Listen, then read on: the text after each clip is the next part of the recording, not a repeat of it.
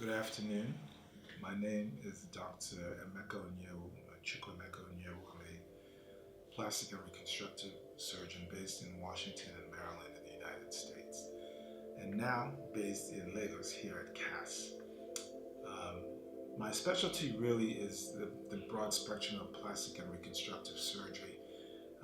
On the reconstructive side, I do work with burn victims, um, trauma, and as well as reconstruction for cancer, mostly breast cancer reconstruction. And on the cosmetic side, I do everything ranging from rhinoplasties, which are nose jobs, to breast lifts, breast augmentation, breast reduction, liposuction, tummy tucks, and the whole gamut.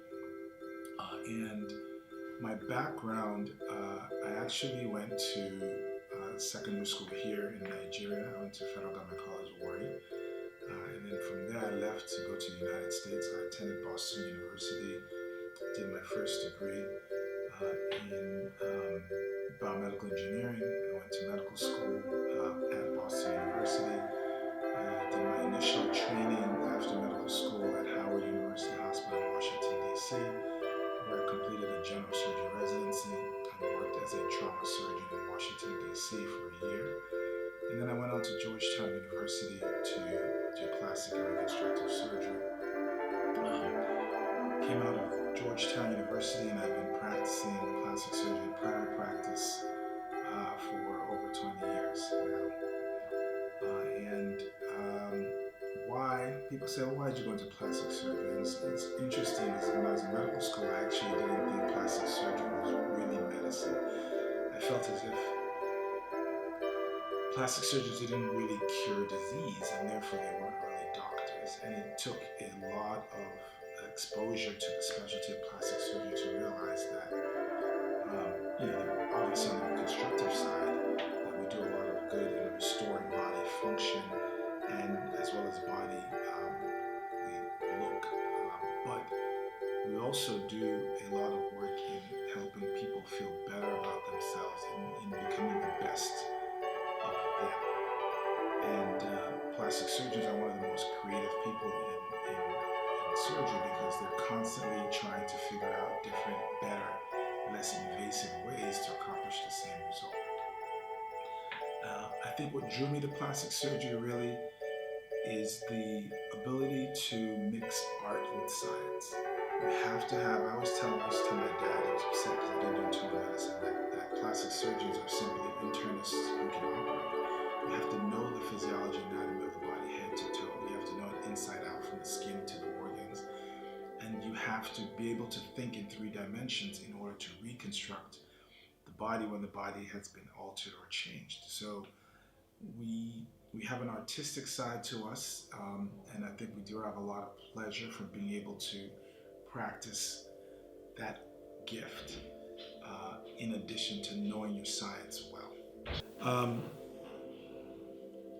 So plastic surgery, I think plastic surgeons, you will find a lot of us get our passion from the ability to help people, which is why we went into medicine to begin with, but also to be able to exercise that artistic virtue or gift or talent that most of us possess.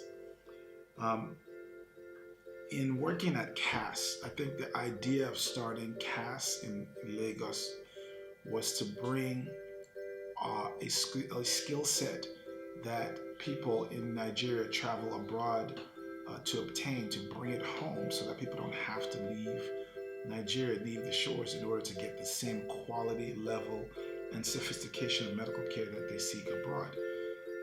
If you look at the talent pool of physicians, Nigerian physicians outside of Nigeria, it's immense.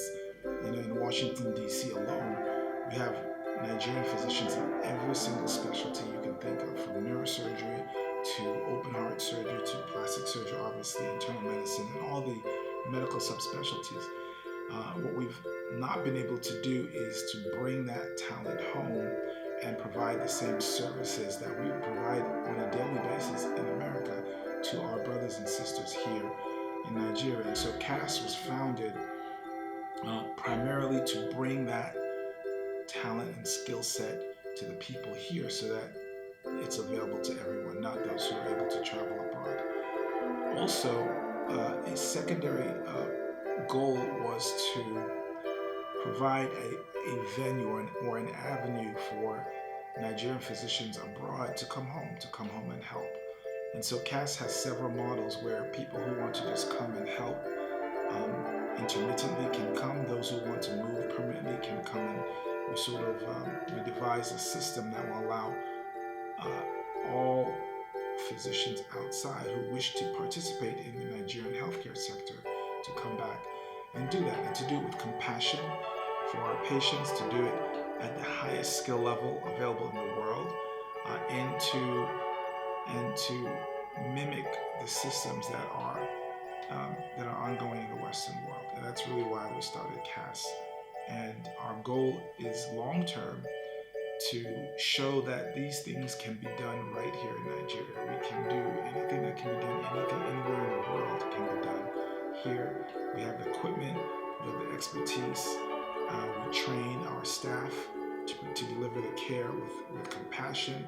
And whether you're being watched or not, you need to be, what should drive you should be your desire to provide the best and not some other reason. And that's really what we're trying to do. We also want to transfer the skill set to local physicians and medical care personnel that are trained here. So you don't have to travel abroad to learn how to deliver this quality care. I think long term, the hope is that we will elevate the level of the standard of care in medicine and the healthcare sector in Nigeria so that it becomes normal. Okay, I get asked a lot the question, do people really get plastic surgery in Nigeria? How realistic is it to come to Nigeria and offer cosmetic surgery, liposuction, BBLs, fat transfer to the butt? And the truth of the matter is, Nigerians spend about $1.2 billion every year seeking medical care outside. Now, granted, some of that is for orthopedic and neurosurgery and things, complex procedures outside, but a good portion of that is for cosmetic procedures. So the short answer is yes, Nigerians are getting all these things done. In fact, when I first started here, I thought that I would be dealing with keloid scars and some of the more mundane aspects, but what I found in the last 5 years is that my most popular procedure is liposuction. Young women are getting it done, young men are getting it done, older women are getting it done, older men are getting liposuction done. And the fastest growing procedure in Lagos is what's popularly called BBL, and that's when we sculpt the belly, take the fat out from the belly and the sides to bring the waistline in and transfer the fat to the buttocks to make the bum larger.